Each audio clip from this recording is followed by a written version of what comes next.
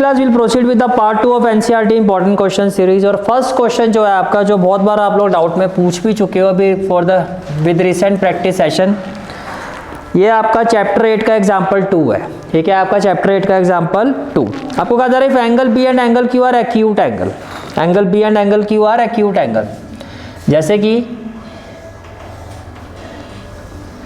so this is the triangle ABC and this is the triangle PQR, PQR। ठीक है, अब आपको क्या कहा जा रहा है, रिलेशन जो है किसके बीच में, B और Q के बीच में। As per question, according to the question, sine B is equal to sine Q, sine B is equal to sine Q। ये बात समझ में आ रही है? ठीक है, तो साइन B का फॉर्मूला क्या, P बाई H। तो इसके हिसाब से क्या होगा, P क्या हो जाएगा, देखो ये B है तो AC, H क्या हो जाएगा AB, तो ये हो गया AC by AB equal to में क्या हो जाएगा, P क्या हो जाएगा, PR बाय PQ, क्या हो जाएगा PR by PQ equal to में क्या हो जाएगा K, नहीं फिर K कह रहे हो अभी भी। ठीक है, अब देखो अगर मैं इसको थोड़ा सा रीअरेंज करता हूं, क्या मैं इसको ऐसे ले सकता हूं, AC by PR equal to AB by PQ। क्या मैं इसको ऐसे ले सकता हूं, इस पर तो कोई दिक्कत नहीं है। AC बाय PR, मैंने क्या लिखा, AC बाय, एक्चुअली मैं क्या कर रहा हूं, कॉरस्पॉन्डिंग साइड्स का रेशियो बना रहा हूं। AC परपेंडिकुलर, PR परपेंडिकुलर, तो AC by PR equal to AB hypotenuse और PQ हाइपोटेन्यूज, कॉरस्पॉन्डिंग साइड्स का रेशियो बना रहा हूं। समझ में आ रहा है? और let these ratios be equal to K से, तो परपेंडिकुलर का रेशियो आ गया, हाइपोटेन्यूज का रेशियो आ गया, एक बेस का रेशियो और फाइंड कर लेते हैं। अगर वो भी K के इक्वल आ गया तो सारी साइड्स का रेशियो इक्वल, तो दोनों ट्राइंगल सिमिलर, उसी से क्या प्रूफ हो जाएगा, कॉरस्पॉन्डिंग एंगल्स इक्वल। समझ में आ गया? अब पहले BC को कैसे फाइंड करोगे, देखो नाउ मुझे फाइंड करना है BC अपॉन RQ, मान दो ना बेस के साथ बेस का रेशियो।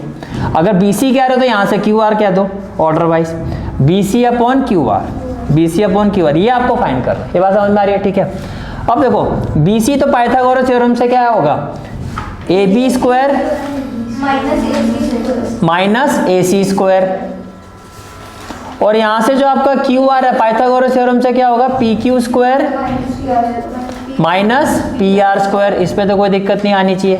ठीक है, और ये किसके इक्वल होगा, फिर आपका स्क्वायर रूट ऑफ AB, यहां से AB की वैल्यू क्या होगी, KPQ, तो आपने लिखा KPQ स्क्वायर माइनस AC की वैल्यू क्या होगी, KPR, तो KPR स्क्वायर। PQ और PR है, इसको मत छेड़ो, ये हो जाएगा PQ square minus PR square, common क्या आएगा, K स्क्वायर, तो ब्रैकेट में क्या आ जाएगा, PQ square minus PR square upon में क्या आ जाएगा, PQ square minus PR square, ये भी कैंसिल, K स्क्वायर का स्क्वायर रूट K, तो यही तो आ गया आपका BC बाई, यानी कि जो मेरा बेस है उसका रेशियो भी K, that is AC by PR equal to AB by PQ equal to BC by QR, perpendicular ratio equal to K, hypotenuse ratio equal to K, base ratio equal to K। इसका मतलब that is triangle ABC is similar to triangle PQR by SSS, therefore angle B is equal to angle Q, corresponding part of similar triangle, hence proved। Again very important question, समझ में आ रहा है? ठीक है, corresponding sides का ratio equal करने हैं। ठीक है, नेक्स्ट क्वेश्चन जो है आपका दैट इज फ्रॉम चैप्टर 9, ये एक्सरसाइज 9.1 का question number 14 and again very important question. पहले तो इसकी फिगर बना लेते हैं। से यहाँ एक, this is the point A जिस पर एक बलून है, ठीक है, और एज पर फिगर जो ऑब्जर्वर ने इसको देखा है वो कितने एंगल पर देखा है, 60 डिग्री पर, 60 डिग्री पर। ठीक है, और ऑब्जर्वर जो एक दीदी है जिनकी हाइट बहुत ही बड़ी है, 1.2 मीटर हाइट की दीदी है ये। ठीक है, with respect to the ground, मतलब यहाँ पे ऐसे दीदी खड़ी है, दीदी ने इनको देखा, इनको नहीं मतलब इसको देखा, और ये क्या है, बलून है। थोड़ी देर के बाद क्या हुआ, बलून थोड़ा सा आगे मूव कर गया सेम हॉरिजॉन्टल लाइन पर, और मान लेते हैं बलून जो आ गया पोजीशन बी पर आ गया। अब दीदी ने फिर देखा, आपकी तरह वेली दीदी खड़ी हुई है वहाँ पे और देखे जा रही है और दीदी को मज़े आ रहे हैं, वाओ बलून कैसे मूव कर रहा है, और 2-4 दीदियाँ और खड़ी कर दी, ठीक है। अब दीदी ने जब देखा, पहले तो कितना था 60 डिग्री, अब जब देखा तो दूर चला गया तो एंगल ऑफ एलिवेशन कम हो गया। अब देखा है 30 डिग्री पर, अब देखा है 30 डिग्री पर, तो ग्राउंड लेवल से ये हाइट कितनी है 1.2 मीटर, और ग्राउंड लेवल से बलून की जो टोटल हाइट है वो है 88.2 मीटर। इसमें भी कोई दिक्कत नहीं होनी चाहिए। कितनी है 88.2 मीटर, ठीक है जी। अब कहा क्या जरा, distance travelled by the balloon during the interval, यानी कि हमें ये कहा जा रहा है कि ये जो डिस्टेंस है A to B ये फाइंड करो कितना होगा, A to B ये डिस्टेंस कितना होगा, ठीक है जी, ये डिस्टेंस कितना होगा। तो सबसे पहले देखो ये 90, ये 90, ये पूरा 88.2 है, तो ये कितना होगा 87। ओ वाओ 87, इसका तो मुंह बंद रखा करो। ये जब बोलता बड़ा जबरदस्त आंसर देता है भाई, आजकल तो पता नहीं क्या हो गया। 10 मीटर का खा गए आप, ये हो गया। अच्छा तो दीदी का मुंह बंद रखा करो, सॉरी आपके लिए सॉरी। और दीदी how dare you plus minus में गड़बड़ करते हो, 88.2 -1, अभी वो बड़ी हैरानी से देख रहा है भाई मैंने किया क्या, सॉरी, ठीक है। चलो जी अब आगे चलते। अभी दीदी की जोर दो, वो ऐसे जा रही है। इन राइट ट्राइंगल, अच्छा इनके नाम तो लिखे ही नहीं, नामकरण करो भैया, C, D और E। In right triangle ADE, तो ये तो हो गया परपेंडिकुलर। देखो ये तो पता है मुझे, अगर ये निकालना है तो मुझे ये डिस्टेंस चाहिए, इसमें से ये माइनस होगा तभी ये आएगा, इसमें से ये माइनस होगा तभी आएगा। तो परपेंडिकुलर तो आपको पास है ही, तो आप क्या कहोगे परपेंडिकुलर और बेस 10, तो आप क्या कहोगे 10 60 डिग्री इक्वल टू परपेंडिकुलर कितना AD और बेस कितना ED, परपेंडिकुलर कितना AD और बेस कितना ED। ये बात समझ में आ रही है, ठीक है। 10 60 की वैल्यू √3 AD, अभी AD रहने दो, अभी AD रहने दो, ED ये भी नहीं पता, तो 87 लिख दे फिर, चलो लिख देते हैं 87, तो ये हो गया ED। तो ED कितना 87/√3 मीटर। इसको रैशनलाइज भी कर ही देते हैं फिर, जब इतना नामकरण इतनी चीजें कर रहे हो तो 87√3/3, 3 2 जा 6, 3 9 जा 27, ये आ गया 29√3 मीटर। आपके पास ये आ गया ED, क्या आ गया ED। ये समझ आ रही है बात, ठीक है। इसको क्या हो गया कमजोर आदमी।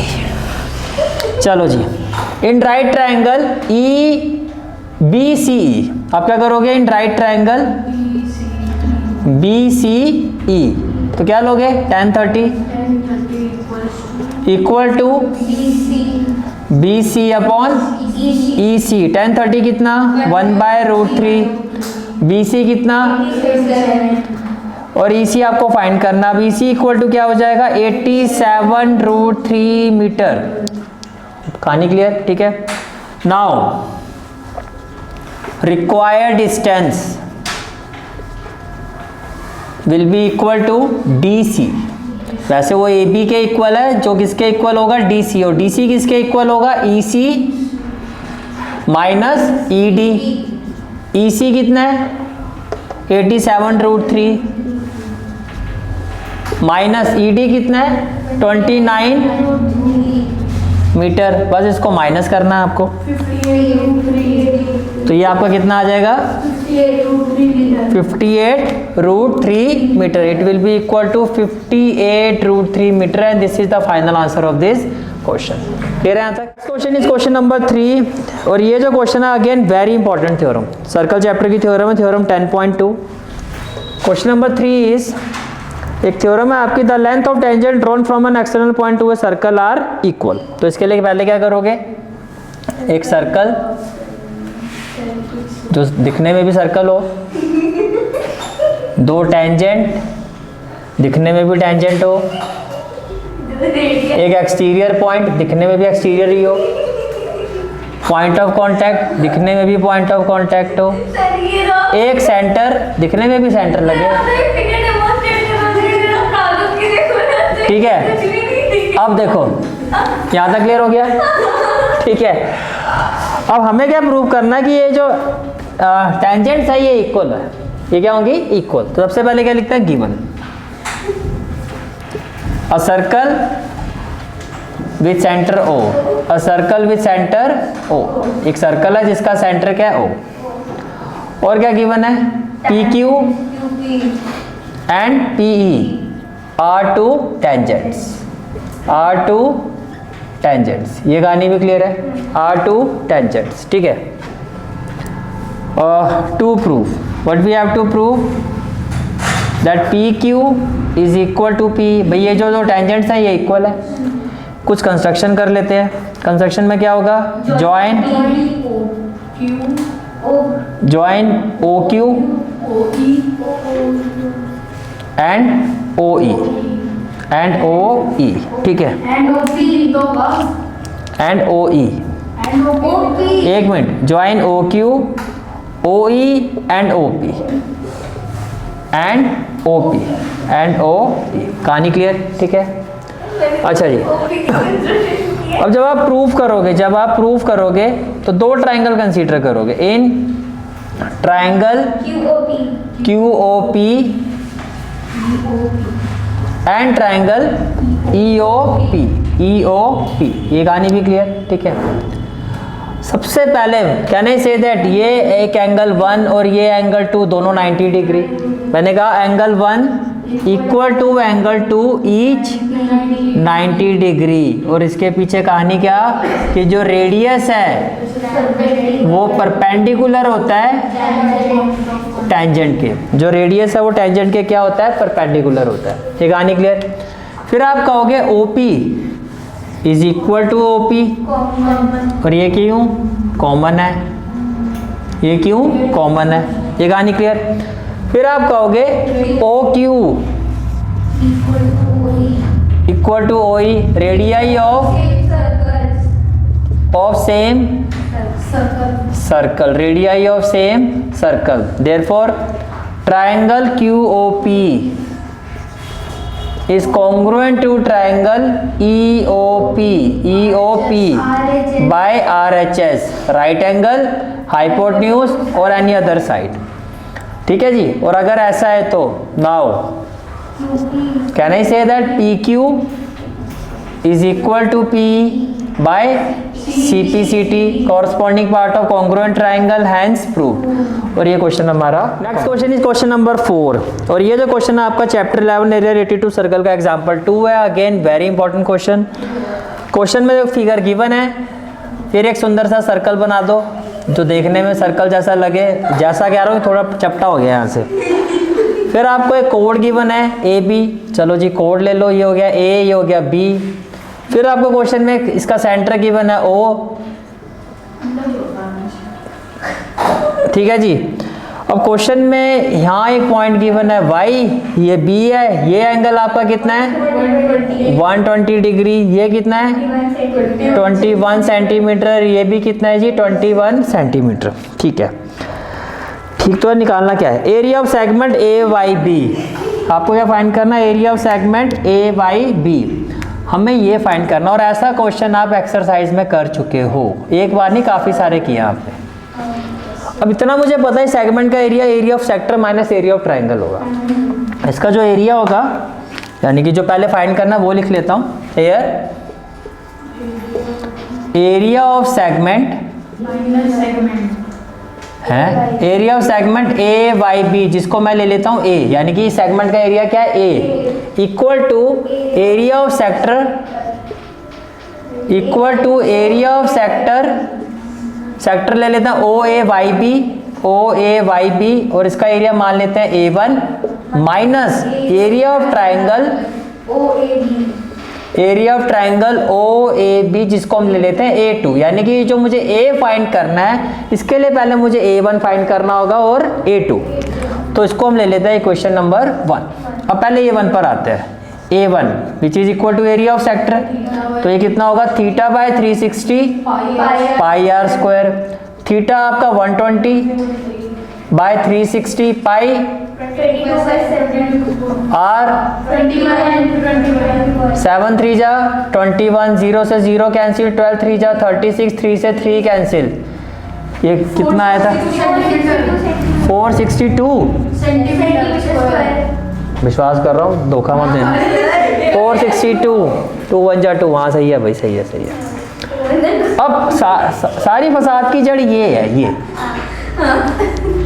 जिसमें आधे बाल तुम्हारे उड़ गए होंगे, आधे बाल हो गए सफेद। मेरा भी हो गया, उड़ने के बाद हुआ ना दीदी। A2 पर आए, ठीक है। अब देखो, अब ट्राइंगल का एरिया इसको कैसे निकालोगे। पहले मैं इस ट्राइंगल को यहाँ बना रहा हूँ, ये उल्टा है, मैं सीधा बना रहा हूँ, काम हमेशा सीधे ही करा करो। अब ये ऊपर है O और ये बाकी क्या है A और ये क्या है B।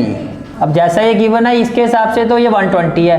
मैंने यहाँ से एक परपेंडिकुलर ड्रॉ कर दिया से OM, जैसे परपेंडिकुलर ड्रॉ किया एंगल भी बाइसेक्ट, एंगल क्या हो गया बाइसेक्ट, तो ये हो गया आपका 60 डिग्री। ठीक है जी, सेंटर से आपने लाइन ड्रॉ की, परपेंडिकुलरली लाइट को भी बाइसेक्ट करेगी। ठीक है, तो पहले कंस्ट्रक्शन लिख लेते हैं। कंस्ट्रक्शन में क्या किया हमने, draw OM perpendicular to AB।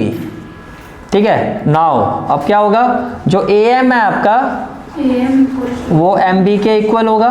ठीक है, और इसको मैं एंगल 1 और 2 ले लेता हूँ। क्या ले लेता हूँ, एंगल 1 और 2, इसको एंगल 1 और इसको एंगल 2, और एंगल 1 जो है वो एंगल 2 के इक्वल होगा, जो कितना हो जाएगा 60 डिग्री। ये ना भी लिखो तो भी चलो अंडरस्टूड हो गया आपको, लेकिन AM इक्वल टू MB आपको मेंशन करना पड़ेगा। और इसका रीजन क्या दोगे, because perpendicular drawn from centre bisect the code, bisect the code. अब सेंटर से जब हम एक लाइन ड्रॉ करते हैं तो पूरे एंगल को बाइसेक्ट करती है, तो पूरा एंगल जो 120 था ये कितना हो गया आपका 60 डिग्री। कितना हो गया 60 डिग्री। ये बात समझ में आ रही है। अब देखो, अब मुझे एरिया ऑफ ट्राइंगल क्या होता है, half into base into height. अब मुझे AB भी फाइंड करना है और OM, तभी मैं एरिया फाइंड कर सकता हूँ। इसके लिए आप क्या करोगे, इन राइट ट्राइंगल OMB, आपने क्या लिखा, इन राइट ट्राइंगल OMB, पहले आप लिखो cos 60, तो cos 60 क्या, B/H। अब 60 जो एंगल होता है उसकी एक साइड होती है हाइपोटेन्यूज जो ये है, और उसकी एक साइड क्या होती है बेस जो ये है, और उसके सामने वाली साइड क्या होती है P। B/H, B क्या हो गया OH, नहीं OM, और हाइपोटेन्यूज कितना हो गया OB। आपको OB गिवन है, ये 2 किलोमीटर नहीं है 21 किलोमीटर है। अच्छा, और दीदी सही था 21 सेंटीमीटर। और शांत भरावा, शांत, 2 मिनट कंफ्यूज मत करो, किलोमीटर मीटर में बात जा रही है।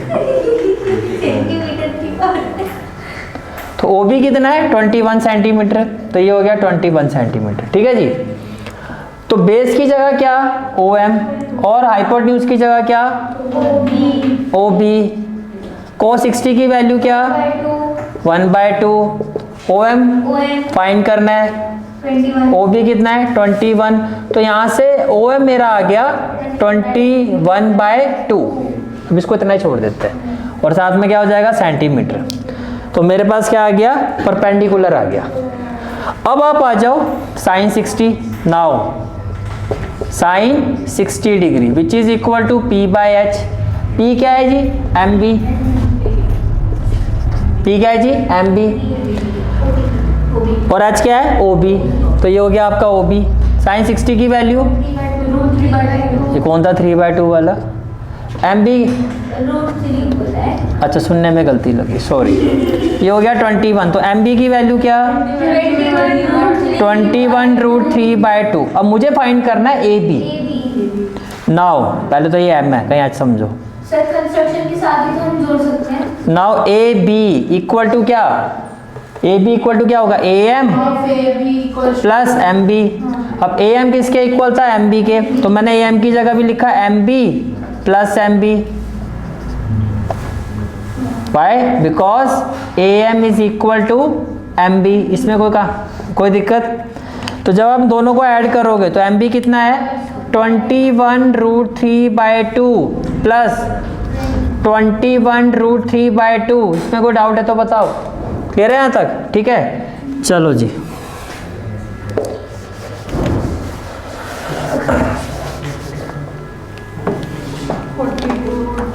तो जब आप इसको सॉल्व करोगे तो आपका एलसीएम कितना आ जाएगा, 2, 21 कितना हो गया, 42√3/2। तो ये आपका आ गया 21√3 सेंटीमीटर। तो आपके पास ये जो बेस है, आपका जो ये बेस है वो पूरा कितना आ गया, 21√3 सेंटीमीटर आ गया। अब मैं इसका एरिया निकाल सकता हूँ। Now we can find the area of this triangle. ये क्लियर हो गया, ठीक है। तो देखो जी, A1 आ गया। अब हमें क्या फाइंड करना है, A2। और ये हाइट कितनी है ये भी लिख लेते हैं।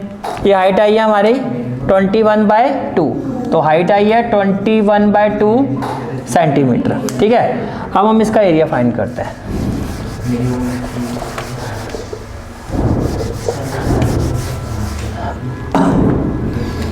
Now A2 equal to which is area of triangle AOB is equal to half into base into corresponding height बोला जाता है, यानी कि उसी बेस की हाइट होनी चाहिए, कॉरस्पॉन्डिंग हाइट। तो हाफ बेस क्या है यहाँ पर, AB, और इस बेस की हाइट क्या है, O है। तो हाफ AB कितना 21√3 और OM कितना 21/2। तो 21 कितना 441√3/4 सेंटीमीटर स्क्वायर। तो A1 भी आ गया, A2 भी आ गया। अब ये निकाल सकते हो from equation 1। From equation 1 A is equal to A1 minus A2। A1 कितना 462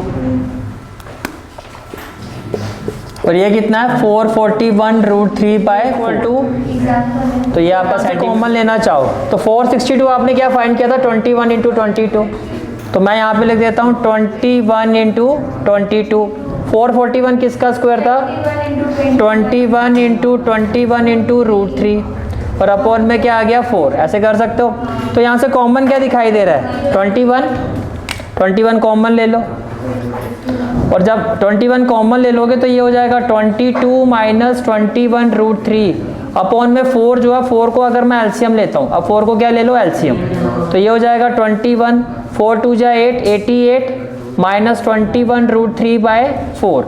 तो बस आप इस तरह से इस आंसर को करके छोड़ सकते हो, यानी कि यहाँ तक करके कैलकुलेशन को, क्योंकि आप एनसीईआरटी से मैच करोगे आंसर, फिर आपका मिलेगा नहीं, फिर होना शुरू कर दोगे। तो ये हो गया 21/4 with in bracket 88 minus 21√3 centimetre square. इससे ज़्यादा सिंप्लीफाई होगा भी नहीं और आपको करना भी नहीं। ये फाइनल आंसर हो गया। Next question is question number 5 और ये जो क्वेश्चन है आपका surface area and volume chapter 12 का एग्जाम्पल 2 है। तो देखो आपको फिगर गिवन है क्वेश्चन में। अगर मैं इस फिगर को थोड़ा सा यहाँ पे आपको एक्सप्लेन करूँ तो ये आपका क्या है, क्यूब। से this is the cube. Question में कहता है decorative block shown in the given figure is made of 2 solid, a cube and a hemisphere. The base of the block is a cube with H 5 centimetre, यानी कि ये जो side है इसकी cube की वो कितनी है 5 centimetre. And the hemisphere fixed on the top has a diameter of 4.2, यानी कि यहाँ पर अगर आप एक हेमिस्फीयर लेते हो जिसका डायमीटर कितना है 4.2, तो ये जो डायमीटर है आपका ये 4.2 है, 4.2। तो डायमीटर अगर 4.2 है हेमिस्फीयर का तो रेडियस कितना 4.2/2 दैट इज 2.1 सेंटीमीटर। ये आपका रेडियस आ गया हेमिस्फीयर का, ठीक है जी। Find the total surface area of the block. अब थोड़ा सा ध्यान देना, यहाँ पे क्यूब का सिर्फ एक ही फेस कवर हो रहा है, टोटल होता है 6 फेस। तो जब आप total surface area of block निकालोगे, total surface area of block, तो आप कहोगे total surface area of cube, उसमें ऐड कर दोगे ये वाला portion CSA of hemisphere, CSA of hemisphere, और माइनस कर दोगे जो कॉमन है। कॉमन वाला रीजन आपको पता है माइनस होता है, क्योंकि टोटल में ये वाला आ चुका है, दोबारा तो आएगा नहीं। तो minus area of base of hemisphere, hemisphere. ये कहानी क्लियर है? ठीक है, यहाँ तो समझ में आ रहा है। Total surface area of cube क्या होता है? 6 into side square. Curve surface area of hemisphere 2 pi r square, और area of base of hemisphere pi r square. ये कहानी भी क्लियर है? ठीक है जी। 6 इंटू साइड स्क्वायर, साइड कितना हो गया 5, और इसमें से इसको माइनस करोगे तो पाई आर। अब आपने कैलकुलेशन शुरू करनी है। तो ये हो गया 6, 5 का स्क्वायर 25, पाई हो गया 22/7, रेडियस कितना था 2.1, तो 2.1 इंटू 2.1, 7 से इसको कर दो तो ये हो गया 0.3, 0.3, और 25 6 हो गया 150, तो ये हो गया 150 प्लस 22 3 जा 22 ले लो पहले तो, और 21 3 1 जा 3 3 2 जा 6, ये हो गया 6.3, 13.86 नहीं 6.3 नहीं 0.63। फिर डेसिमल के बाद 2 डिजिट आएंगे ना, 1 और 1 2, 21 3 जा 63 और 0.63। अब देखो जिसको सॉल्व करते हैं, 150 प्लस 63 को 22 से करो, 2 3 जा 6 6 2 जा 12, 2 3 जा 6 6 2 जा 12, 6 8 3 1, और डेसिमल के बाद 2 डिजिट हैं तो 13.86। तो 150 में 163.86, तो ये आ गया 163.86, 163.86 centimetre square, and this is the final answer of this question. और इसी के साथ पार्ट 2 कंप्लीट। ठीक है, this is for today's class. I hope you like this class, and if you like this class then do like, share and subscribe my channel, and don't forget to press the bell icon. Bell icon press करने से क्या होगा, जो भी मैं lecture upload करूंगा you will get the notification of that lecture. Thanks for watching this video. जहाँ तक आपके मैथ्स कोर्स की बात है, कंप्लीट मैथमेटिक्स कोर्स की जो प्लेलिस्ट का लिंक है वो आपको डिस्क्रिप्शन सेक्शन में मिल जाएगा। So bye, take care and have a great day.